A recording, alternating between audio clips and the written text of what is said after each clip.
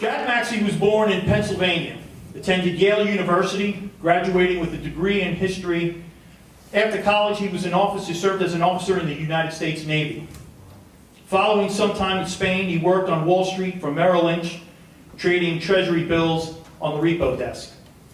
Since then, he has held many positions in the alternative space of hedge funds and private equity and spent nearly a decade in Puerto Rico as an entrepreneur. For the last several years, he has worked as a journalist and researcher. Since 2018, he has worked for Steve Bannon, and until this January was the co-host of the popular War Room Pandemic. Recently, Jack has devoted his life, his fortune, and his sacred honor to revealing the corruption of the Biden family and the swamp by exposing the contents of Hunter Biden's laptop, which he received from Mayor Giuliani in October of 2020. Great man, Giuliani. It was Jack who gave a copy to the Daily Mail of London and most recently to the Washington Post. If you remember, folks, those articles coming out of the Daily Mail were specifically because of Jack Maxey here. Today, Jack also gave a copy to the Daily Mail of London and most recently to the Washington Post. So they have a copy of it. How long ago was that? A couple of weeks ago? It'd be 5 weeks ago today. 5 weeks ago today. Today we can say that Maxey is probably the single most knowledgeable person in America concerning the crimes contained on that laptop. He's a fighter and a patriot and looks forward to sharing what he has discovered with this group. Jack Maxey. Hold this very close to your mouth, okay? I'm going to try this mic. How do I... Alan, you know how to turn that on? We'll go with this one. It's really a great honor to speak with all of you tonight, and really what I'm going to tell you is this. Jack, yeah, you got to hold it right up. What I'm going to tell you is a story of how I came to be here tonight, how I found myself in kind of a trap here with a kind of ethical trap, if you will. Knowing that I have Hunter's laptop, how could I not reveal or try to reveal to the American people and to the world its contents? Last fall, I was working with Greg. Is that good? Okay. We're gonna be kissing this microphone right here. No one had COVID, right? So I felt that I had to release this to the world. Now this is how it starts. Hunter Biden leaves a laptop in April of 2019, early April. At this point, and I know this because of Hunter's laptop, he is doing massive amounts of cocaine on a daily basis. His criminal lifestyle is unraveling. His connections with the Chinese communists are unraveling. Burisma has cut his salary in half. That happened the day his father left the office. Wink, wink, nod, nod. And so Hunter takes 3 devices to a fellow named Mac Isaacs. Mac Isaacs is the fellow who owns the computer store in Wilmington, Delaware. One was, 2 were laptops, one was an iPad. The first laptop was thoroughly destroyed. Hunter said, oh, that one's not that important. The iPad, he was able to fix it in Hunter's presence. The third laptop, Hunter said, this one's very important. It's got all my stuff on it. I need the contents. Mac Isaacs tells him, essentially, it's going to take me a couple of days to rebuild this. I've got to take the hard drive out of here. I've got to rehook it up. It may be scrambled, the data. It could take up to a week, but I'm 90% sure I can fix it. He does fix it. Hunter Biden never returns for the laptop. This is now mid-April of 2019. We have, his father, I think, has just announced that he's running for president. And we have the other Democratic candidates who are also announcing at this point. So Hunter never returns. We begin to see the impeachment nonsense in the late July, early August of 2019. Remember the telephone call that Donald Trump had with Zelensky in Ukraine. And the Democrats, including a lieutenant colonel. You find me a lieutenant colonel with 27 years of service and speaks 3 languages. That's a lieutenant colonel that nobody likes. When Lieutenant Colonel Vindman goes and reveals that this call was improper and this leads to the first impeachment, Mac Isaacs, in possession of this laptop, which he's had to rebuild, has looked at it and sees it's covered with Ukraine this, Burisma this, Communist Chinese that, and he's watching the news like everyone else in America. So he speaks to his family. His father, a highly decorated Air Force officer, flew AC-130s, I think they were 111s back then in Vietnam, has an Air Force Cross. His grandfather, similarly decorated for both Korea and World War II. Solid American family. What does Mac Isaacs do? He goes to his father, he goes to his uncle. How are we going to solve this? The people need to find out about this. They say, okay, well, why don't we contact the FBI, son? The FBI will do something, okay? So Mac Isaacs reaches out to the FBI either in late September or early October of 2019. The Democrats are preparing the first impeachment right then and there. And the FBI hems and haws. They don't really contact him back. Mac Isaacs is feeling a little bit strange. Finally, somebody calls him, but they're not going to be able to get there for 2 weeks. Hey, listen, they want to help him to set up anyone else who might be coming for the laptop. They're making all kinds of requests of him. Finally, they arrive on the 9th of December of 2019, and it's not an agent from the Wilmington office. It's not an agent from Philadelphia. It's not an agent from Baltimore or D.C. It's an agent from a nameless office in northern New Jersey, in Jersey City. Okay, the only other time that this guy appears in print is as an expert witness in child pornography cases and in child abuse cases that the FBI has prosecuted in the past. This is the guy that they send down to pick up Hunter's laptop. The first question out of his mouth is, did you find child pornography on here? I don't think that's a question that the FBI asks unless they have a pretty good inkling that there might be something along those lines contained on the laptop. Now, I'll get to that. It's of minor importance concerning this whole program.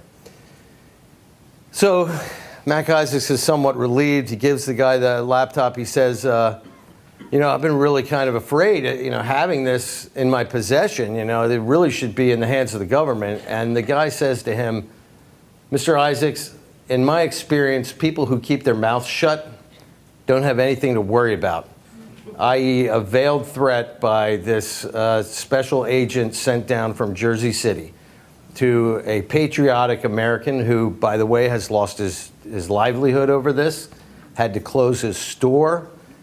This is the kind of young man that this country was built upon.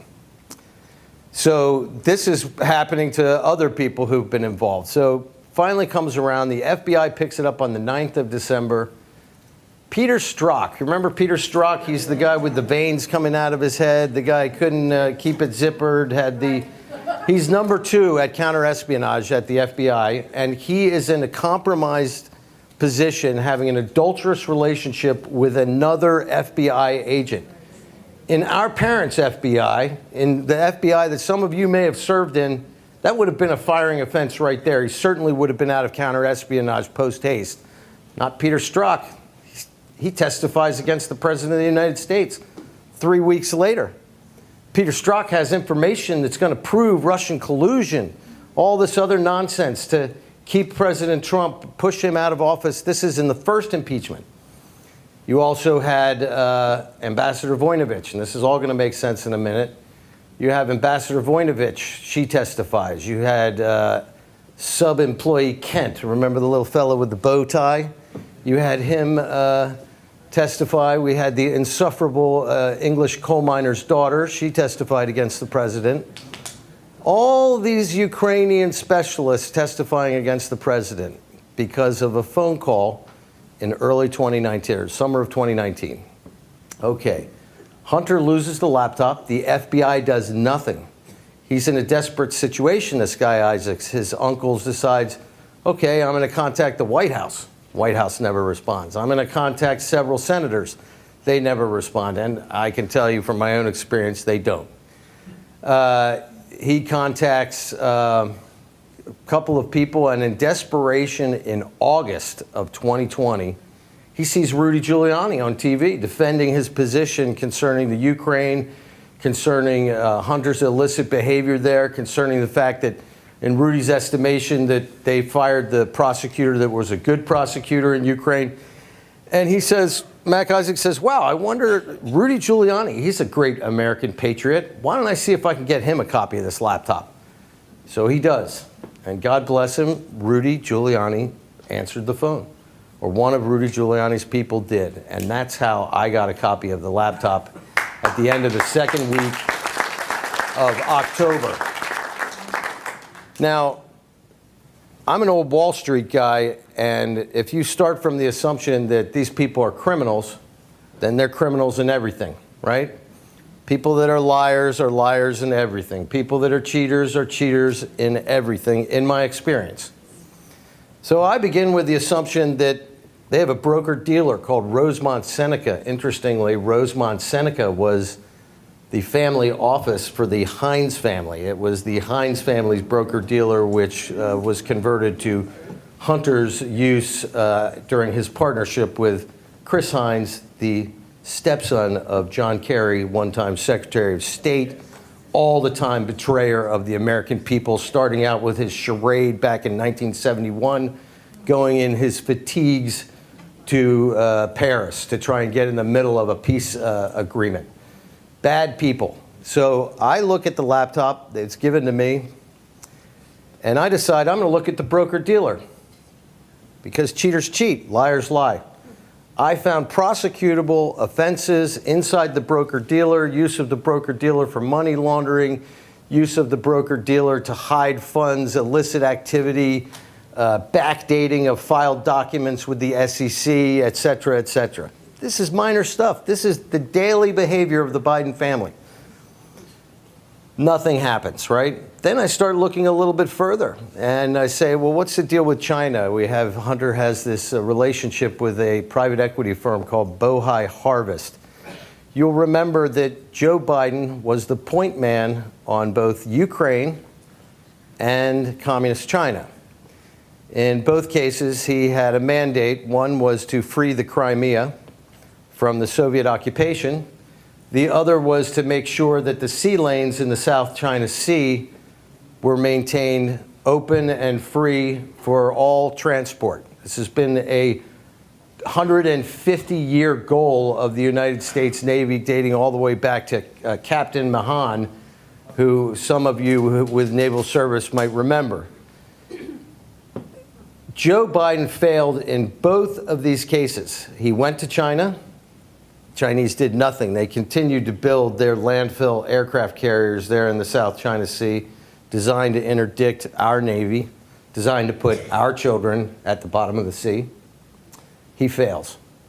But his son, 2 months later, gets a $1.5 billion commitment from the Bank of China. The Bank of China is not like the Bank of New York.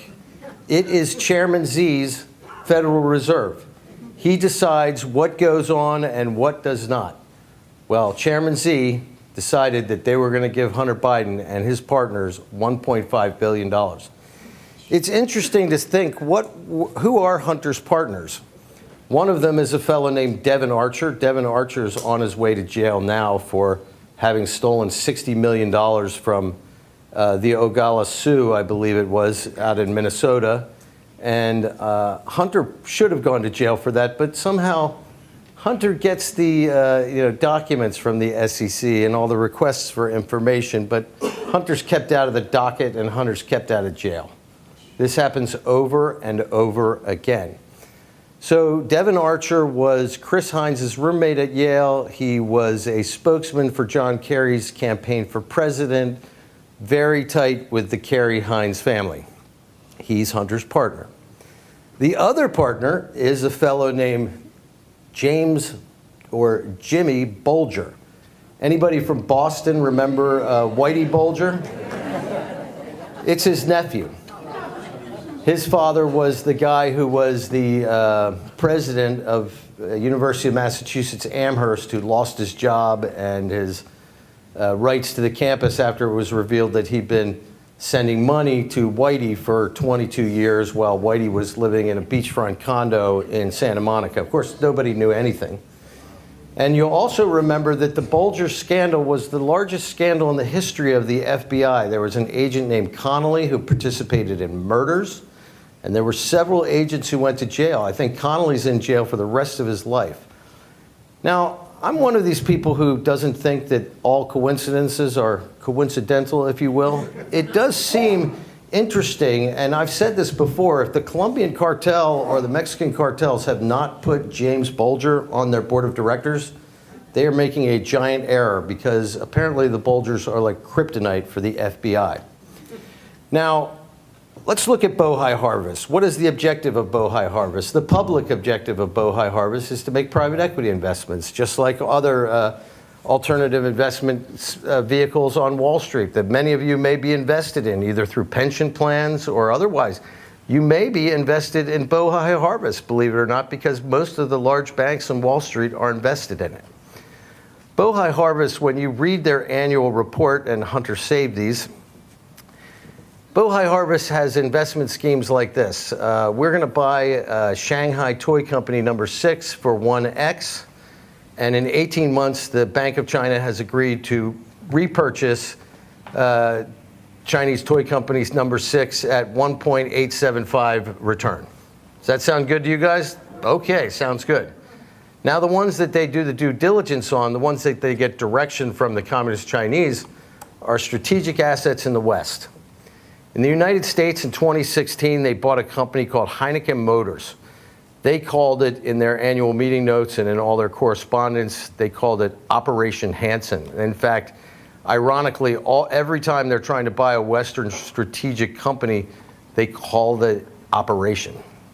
So Heineken Motors makes dampening systems for car engine mounts, for the wheel mounts, everything from the Buick Easy Glide all the way to the M1 Abrams tank, all the way to potentially dampening systems on shafts, on submarines. We're talking a very strategic company that is vital for our national security.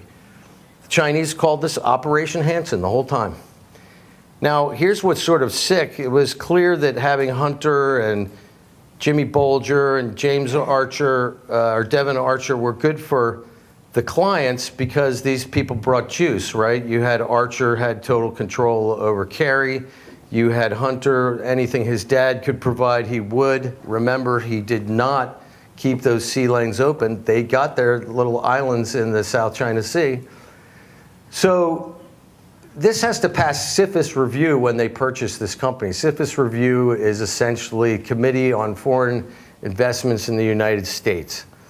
This would require the Treasury Department, the Commerce Department, the Department of Defense, the Secretary of State, and the Director of National Intelligence to sign off on the purchase. Now, what's frightening, and this just gives you a window into the things that they're doing, they get an email from their Chinese handlers about, I think it's on a Monday, and they want to have a dinner on Thursday celebrating the purchase of this company. But they still haven't gotten the signatures on CFIUS review. But that's okay. Beijing is the one who tells Hunter, Devin, and Jimmy Bulger that our people on the inside tell us everyone is going to sign tomorrow. So obviously they have people on the inside.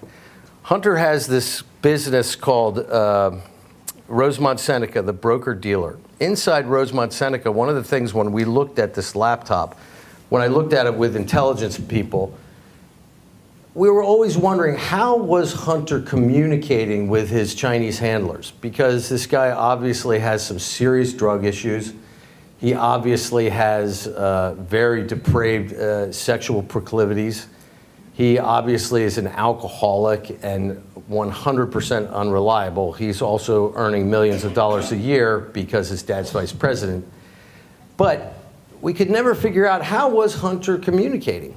Well, it turns out that the Chinese hired an employee at Hunter's firm. Hunter's firm was in a building called Swedish House in Washington, D.C. That building houses the Swedish embassy. It houses the Swedish ambassador's residence on the rooftop. And on the first floor where Hunter was located, Hunter shared an office wall with the ambassador to Iceland. Anybody who understands the nature of warfare in the North Atlantic knows that Iceland is a key member of that strategic alliance and vitally important. Hunter had a Chinese spy in the office that shared a wall with that ambassador and also shared a building with the Swedish ambassador. When they hire this person, the correspondence goes, well, Hunter, you can say no, but we get to pick who it is. Hunter says, no problem. The first order of business for this hire is to send them to Beijing for a 5-week trainings program in communications. I don't even think the oldest person in this room needs 5 weeks to learn how to use email, Zoom, or anything else. But this is a hand-chosen American of Chinese extraction. Hunter also hired a woman named Kathy Chung all the way back in 2011. For a man who never communicated with his father about business, Hunter sends her an email saying, hey, you're hired. I got you the job. You're going to be working in the vice president's office. She says, oh my gosh, Hunter, this is so amazing. I can't believe it. I'm going to be working in the vice president's office. You know, how did you get this job? Don't worry about it. You got the job. Now we fast forward. She is essentially the gatekeeper for the President of the United States today. All right? She was sending things to Hunter almost on a daily basis, and they were never going direct to Hunter. They would always go to another employee in Hunter's office, oftentimes emails titled RE, RERE, or no title at all. One of these emails, she sends to Hunter the entire list of all the private cell phone numbers of everyone from Bill Clinton down to committee heads in the United States Congress. If I am a foreign power, that's a pretty nice list to get my hands on in one fell swoop. This is the kind of stuff that Hunter was running through his office. This is the kind of reason why Hunter was valuable to the Chinese. Now, one of the things that Hunter was valuable for with the Chinese was that if Hunter was involved, it seemed that nobody could make a look through. For example, the FBI never did any counter-espionage work on Hunter. In 2016, at the same time, remember America used to be the leader in solar technology? 10 years ago, we were the tops. Then it went to Germany, and now it's all China. Well, in 2016, they asked Hunter to plan Chairman Xi's trip to Los Angeles. Hunter, you've got to help us. The plan is to get us into these 2 solar companies out in the San Fernando Valley. We're going to make it look like, hey, Chairman Xi just wanted to check them out, but these are the 2 companies we want to buy for Bohai Harvest. So Chairman Xi is willing to change his schedule, trip to the United States, a schedule that should be coordinated at the highest levels of government, should be at the Secretary of State and the White House Protocol Office at the very minimum. Nah, Hunter, Devin Archer. Inside the thing, they say, and what's in it for you guys? They're going to pay him a little extra for helping to get Xi in to go into these companies that they later end up trying to buy. This is the chairman of the Communist Chinese Party, the president of China, you know, in name only, because he's not elected. He's a terrorist. And all of us in this room, I think, at least have the memory of relatives who fought in the last war. And this guy is a 21st century Nazi. In fact, technology has made his ability to commit crimes greater than anything that anyone could imagine back then. And we now have our own government doing this to us. So you have John Kerry signs off, you know, Clapper, everybody signs off, no problem. The Chinese already knew they were going to sign off before they even signed off. So let's go to another thing. It's 2016. Hunter has a partner in Romania. This is kind of like Tony Soprano, your new partner in Northern Jersey. This is Hunter's partner in Romania. And why is Hunter in Romania? Why does Hunter even have a relationship with this Romania? Why does Hunter even have a relationship with Burisma? In every case, I think the Chinese are the ones who set up those deals for Hunter. Because the way the Chinese pay people is always indirect. They learned this from the triads during the period of the empires. Because the imperial tax collectors would come and were very crafty in trying to do it. So the payoff would always have a middleman. There's always one degree of separation, one degree of deniability. Because I perceive this because Burisma flew Hunter to Kazakhstan. Why did Hunter go to Kazakhstan? Because the Communist Chinese were trying to buy gas fields in Kazakhstan. This is in 2015, 2016. His father is in the White House. And what are they going to do to get this natural gas to China? They're going to build a pipeline, part of the great building program of the bridge and road around the world, right? But it's going to have to be built through Afghanistan, where our sons and daughters were at that time dying. And Hunter's planning this sale, and even Jimmy Bolger's like, well, how are we going to get it there? No problem, we'll build it through Afghanistan. Really? Our kids are dying, and Biden's making money so that the Chinese can gain energy independence. This is their long-term goal. So Hunter's in Romania, and he has this friend, and the friend is the guy who's going to grease the skids because in Romania, the Communist Chinese want to buy the Ploeste oil fields. Any of you who had fathers who flew in World War II, the Ploeste oil fields probably caused more American Air Corps deaths than the bombing of Berlin. It was the #1 target. It was the last oil source for the Nazi regime. And here we are 70-some years later, and the son of the Vice President of the United States is over in Romania trying to broker the deal for that bloody soil to sell to the Communist Chinese. He was doing this in Mexico as well, usually with Burisma cover. They wanted to buy, remember a week or two ago, you saw that oil well off the coast of Mexico flared off, and the gas was burning right out from the ground. Well, that whole oil field down there is very old technology, and about 15% of the global supply of natural gas burns off every day down there. Hunter was part of a team that the Chinese put together to go try and buy that from the Mexicans, right on our border, while his father's president. Their plan was to build a pipeline across the isthmus and build an LNG plant on the Pacific coast of Mexico. One of the grifts that they were involved in, there's a fellow named Jeff Cooper. Anybody here from Illinois might remember Cooper. He's the great lawyer who has sued everyone for asbestos, got a 10-year extension on those lawsuits from his good buddy Joe Biden at the Judiciary Committee. Also gave Beau Biden a little job, a little no-show job as a lawyer when Beau was in between elected positions. So this goes on and on and on. So a few weeks ago or a month and a half ago, I'm in conversations with the Daily Mail almost every day. I left Steve's show in January, and part of why I left was so that I could push this story more effectively. I put this in the hands of the Daily Mail on March 3rd. I put it in the hands of the Washington Post it'll be 4 weeks ago, I think today. I put it in the hands of Swedish National Television back in January. They've done nothing with it. And I gave it to Chuck Grassley at the Judiciary Committee 2 weeks ago tomorrow.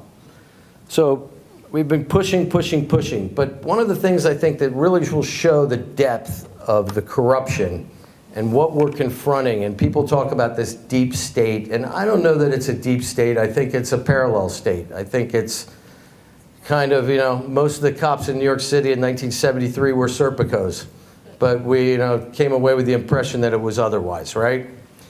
And so in 2016, this Romanian gets in trouble, and Hunter's got to get him out of jail. He's got to keep him from going to jail in Romania, where he's being prosecuted by a female prosecutor. All of this is in the spring of 2016, when Joe Biden, the coal miner's daughter, Voinovich, Ambassador Kent with the bow tie, are all over in Ukraine, just 1,000 kilometers away, firing corrupt prosecutors. This woman is incorruptible. She's in her mid-30s. She's a folk hero. She's sort of like a female Rudy Giuliani in Bucharest. She's been putting people away. She's unstoppable. And they decide they're going to dogpile this woman. Well, how are they going to do it? Who should I call, Dad? But who's the person who can fix this for me? Why don't you call Louis Freeh? He calls Louis Freeh. You will remember Louis Freeh was the director of the FBI in the 1990s. Louis Freeh now has a law firm slash special investigative firm slash global fix-it racket called Free Sullivan based in Delaware. He calls up Louis Freeh, explains his problem. Hunter claims that he represents this guy. Hunter gets very lucrative contracts. So does his uncle Jimmy, representing global criminals. It's a wonderful racket. And Freeh says, okay, we can do something here. We can help you out. And at some point, it's clear that Hunter is not getting enough information. He's not feeling that there is movement on this. And Hunter gets sent an email, and this wasn't in the Daily Mail, who kind of reported on this, and so did the New York Post, but some stuff they're afraid to report on because all these global criminals, they have lawyers, and they put 2-inch lettering on top that say privileged information not to be shared with anyone. Well, in one of these emails that gets sent to Hunter, Hunter is told, look, you don't show this to anybody. You destroy this immediately. It was like... it's like the old Mission Impossible, 1972, destroy this tape in 30 seconds. Of course, Hunter didn't. Hunter saved hundreds of incriminating documents. Anyway, this memo to Hunter lists all the things that Louis Freeh is going to do for his client. Number one, we can enlist all the retired spooks and FBI assets in Eastern Europe. Number two, we can put to work the current serving FBI assets inside the State Department security apparatus in the region. Number three, we can put to work the current serving FBI officers who are working at the Bucharest Anti-Corruption Academy, and that's not all. The students now work for us too. And we will dogpile this woman. Louis Freeh flies to Romania 3 times. Ultimately, the guy ends up doing 7 years, but he was looking at 19, so the prosecutor won in the end. But look at who Louis Freeh's partners are.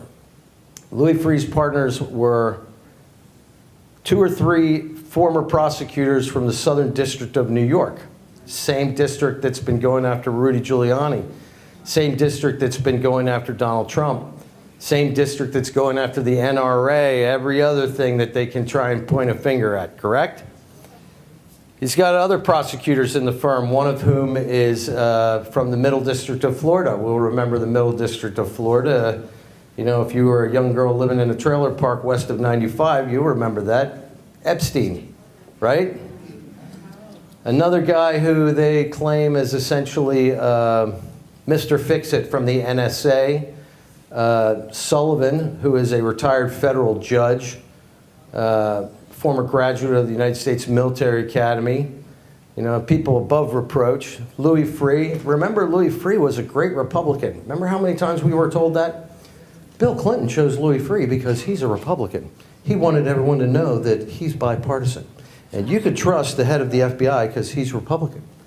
Remember James Comey? He was Republican. I bet Pete Strzok. I bet if Pete Strzok got to where he thought he was going to get, he'd be Republican too. So all of this occurs, and I find this, and just after calling the Daily Mail to give them a heads up, I call up somebody who you will all know, quite a famous man in his own right, very close to Rudy Giuliani. And I just sent him a couple screenshots of these damning emails from Louis Freeh describing how he is going to turn the current serving FBI members to the criminal benefit of Hunter's criminal friend. I mean, this is horrifying stuff, people. And this guy says to me, you know, bro, Pete Strzok used to be really tight with Louis Freeh. I said, what are you talking about? He said, He goes, I just remember they were like frickin' frack back in the 90s. They were always around. Every time you saw one, you saw the other guy. Yeah, they're very tight friends. I said, wow, if you could find me some confirmation of that, that's pretty interesting when you start connecting dots. So then I call up another confidential informant of mine. This guy's a computer genius, been all over the world, sort of a special purpose character. 60-something, good man, good, honest American guy, like everybody in this room. He could be sitting in one of these chairs right next to you. And I call him up, and I say, he doesn't even have a copy of the hard drive. The other fellow does. They said, you're not going to believe what I just found. He said, well, a little more erudite. He said, well, Jack, you do know that Peter Strzok and Louis Freeh are very close friends. I said, what are you talking about? I said, can you find me, written confirmation of that? He goes, I've already told you too much. Call me back in 10 minutes. So I call him back in 10 minutes. I said, did you find anything? He said, there's not going to be anything written, Jack. He said, here's my memory of the situation. And this is a man who, he has never told me something that I could confirm that was not true. He's told me things that I couldn't necessarily confirm, but almost every time he says, oh, look, if Mary Smith is there, look for Mary Jones, they were best friends, it always comes up true. He says to me, in the mid-90s, there were a number of spy catcher teams that answered directly to the director of the FBI, Louis Freeh. He said Pete Strzok was in one of these teams. They'd had a little bit of success. They'd arrested a couple Russians. This is half a decade after the walls come down. There's still Russia, Russia, Russia. And Louis Freeh was kind of like the colonel with the second lieutenant. He decided this was my favorite one, right? He's my boy. So he's going to be riding around with the colonel from here on out. And this is how their little relationship became around. Now, let's go forward to the spring of 2019. You're the Biden crime family, right? Your son, Hunter, has just lost his laptop. The whole campaign is at risk. Who knows what's on that laptop? Who am I going to call? Louis Freeh. Exactly right. I'm going to call Louis Freeh. Why? Because Louis Freeh has already shown himself that he's going to put his neck on the line, that he'll put every asset to work for just some nothing criminal friend of yours. He'll put it all to work to get the laptop back. Also, during the correspondence with Hunter in 2016, several times Louis just contacts him as a friend because he wants to do business with Hunter and his dad. When his dad leaves office next year, we can make tens of millions of dollars, Hunter. And his messages to Hunter, this former head of the FBI, when he speaks to Hunter, it's very obsequious. Hunter, I know you're a very busy man, but this is Louis Freeh, and I'd like to make you tens of millions of dollars with some corrupt behavior of the father. He gives the grandchildren a $100,000 gift in this same time frame. Who writes a check for $100,000? Now, let's imagine that the narrative that they want us to hear, that Louis Freeh and Joe Biden are just a couple of buddies from the neighborhood, down in Wilmington. They went to St. Joe's together, the whole 9 yards. Let's assume that's true. Well, if you're his best friend and you're the former head of the FBI, you know that his son is a drug addict. You know that his son in 2014, 2 years prior to him calling you up to get his crooked friend out of jail in Romania, was thrown out of the Navy on his very first day of duty for cocaine. Typical of a Biden at that time, Hunter tried to blame it on his friends, right? Oh, I didn't do it. My friends gave me a laced cigarette. There's always an excuse with the Bidens. There's always an excuse with the left. Okay, so now we fast forward to 2019, the laptop's lost. Who's Louis Freeh going to call? Who's Louis got on the inside who owes him, who could get it done?